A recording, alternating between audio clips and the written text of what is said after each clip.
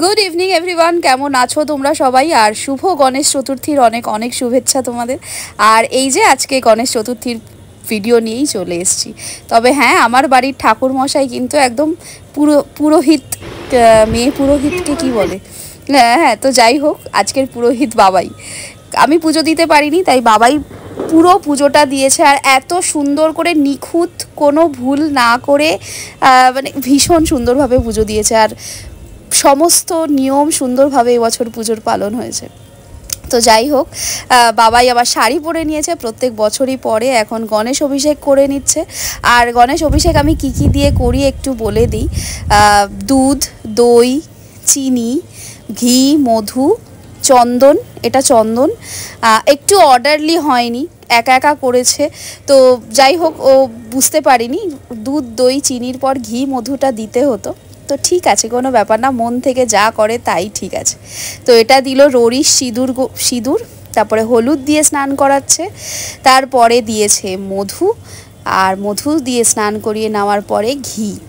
আর হ্যাঁ, প্রত্যেকটা জিনিস ছোট ছোট গ্লাসে ঢেলে করার কথা ছিল, বাট ও ডাইরেক্ট করেছে, ঠিক আছে, কারণ কি ও ঠাকুরের বাসন মাজা থেকে শুরু করে সমস্তটা ও করেছে।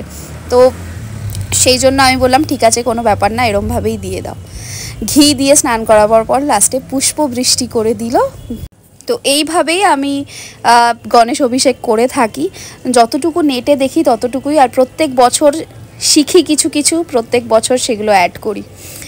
কেউ কিছু বলে দেয়নি বা আমি একদম নিখুঁতভাবে কিছু করি না, যতটুকু শিখি প্রত্যেক বছর অল্প অল্প করে সেইভাবেই করি। এদিকে ঋদ্ধি সিদ্ধিকেও পানের ওপর দিয়ে দিয়েছে বাবাই। দেন ওটাকে রড়ি সুতো দিয়ে ভালো করে বস্ত্র পরিয়ে দিয়েছে। গণেশ ঠাকুরকে দুব্য দান করে দিল, তারপরে পইতে আর একটা সুতোকে না,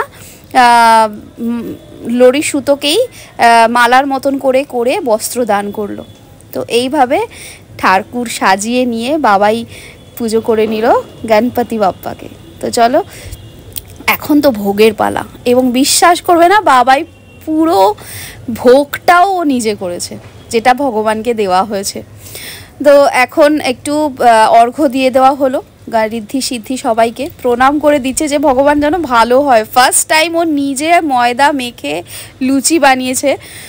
মানে ও রান্না বাড়ি তো পারেই, সবাই জানো সেটা, কিন্তু হ্যাঁ, আটা ময়দা বা রুটি লুচিটা ও কোনোদিনই সেইভাবে করেনি বা করেও না, আটা তো মাখেনি খুব একটা। কিন্তু ও যে কিভাবে এত সুন্দর নরম লুচি করলো জানি না। ঠিক আছে, তো যাই হোক, খুব ভালোভাবে পুজো হয়েছে। লুচি, ছোলার ডাল ছিল, লাড্ডু আর ছিল ফল প্রসাদ। তবে ইচ্ছে ছিল মিষ্টিও বানাবার, আমি যদি বানাতে পারতাম তো আমার ইচ্ছে ছিল কিছু মিষ্টি বানিয়ে দেওয়ার। ঠিক আছে, নেক্সট টাইম হবে। কিন্তু এই বছরও খুব সুন্দরভাবে পুজো করেছে বাবাই।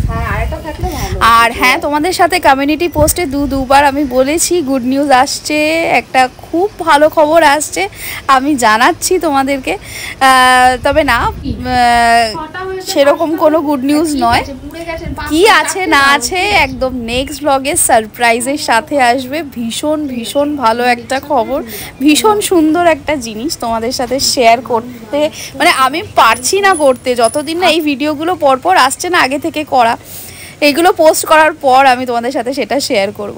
হ্যাঁ, মোস্ট প্রবাবলি কালকের ভিডিওতেই তোমরা হয়তো জানতে পেরে যাবে, আবার আর পেটে থাকছে না কথা। তো যাই হোক, এখানে ঠাকুরের জন্য, আর এই কুকারটা কিন্তু নতুন, ঠাকুরের আমার কুকার ছিল না, তো কুকার হয়ে গেছে এখন, তাই জন্য আমি আলুর দম বা ছোলার ডাল বানাবো বলে ঠিক করেছি ঠাকুরের পুজোতে।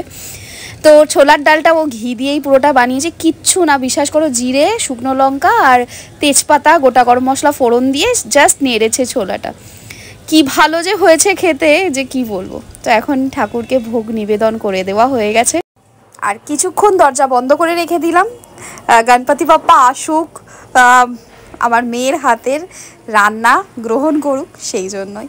তো গণপতি বাপ্পা গ্রহণ করে নিয়েছেন, এবার তোমাদের সাথে শেয়ার করছি। গণপতি বাপ্পা মোরিয়া, মঙ্গল মূর্তি মোরিয়া। আগের মানে সামনের বছর যেন আরও ভালো করে পুজো করতে পারি। তোমরা সকলে প্রসাদ গ্রহণ করো ভার্চুয়ালি। আর এই যে বাবাই একদম ক্লান্ত হয়ে গেছে, আর পারছে না, মানে তখন বেলা 2:30 বেজে গেছে, না খেয়ে না জল খেয়ে রয়েছে আমার পুরোহিত। তো এখানে আমি এবার বাকি সবার জন্য লুচি ছোলার ডালটা বানিয়ে নিচ্ছি। এইদিকে কি হয়েছে না, গণেশ অভিষেক করার পর যে দুধ দইটা বেঁচে গেছে সেইটা দিয়েই আমি পুরো ময়দাটা মেখেছি। এটা আমি শিখেছিলাম এক জায়গা থেকে, যে মানে দইটা নয়, দুধ দিয়ে ময়দাটা মাখলে নাকি খুব ভালো হয়। তো সেটা আমি আজকে অ্যাপ্লাই করেছি। দুধ দিয়ে মানে আমি নুন চিনি ময়ন কিচ্ছু দিইনি, কিন্তু এত সফট হয়েছে। তবে আগে ভাবতাম খুব অনেক দুধ লাগবে, তাই আমি কোনোদিন এটা ট্রাই করিনি। বাট আজকে আমি দেখলাম এটা মানে 500 দুধে 1 কিলো ময়দা আরামসে মাখা হয়ে গেছে। আর এইদিকে ছোলার ডালে ঘি গরম মশলা দিয়ে দিলাম, নারকোল কুচি দিয়ে বানিয়েছিলাম, খুব ভালো হয়েছিল। আর এই আজকের মতন ভিডিওটা এখানেই শেষ করছি। তোমরা সবাই খুব ভালো থেকো। আমি কিন্তু আসছি নেক্সট পার্টে অসম্ভব ভালো একটা গুড নিউজ নিয়ে, সারপ্রাইজ নিয়ে। Stay tune.